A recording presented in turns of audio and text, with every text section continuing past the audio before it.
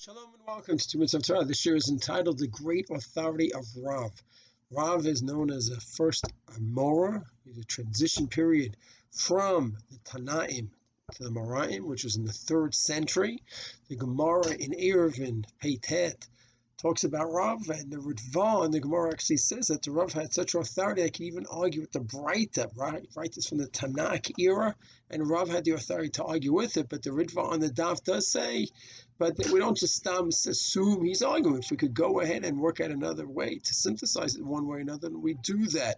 But yes, push comes to shove, he was so close to the Tanakh era, and he was just early on in that Mora era that he actually had the authority at times to argue with a Beraita. Normally, there's clear transitions in the Masorah from the Tanakh era, then the Morak era. Those next few hundred years after the Mishnah, they don't argue with the Mishnah, and then you have the Gemara era. The Gaonim, Rishonim don't argue with the Gemara era, and the Chronim era, usually we don't argue with the Rishonim usually. So this is a fascinating exception to that case. Shalom.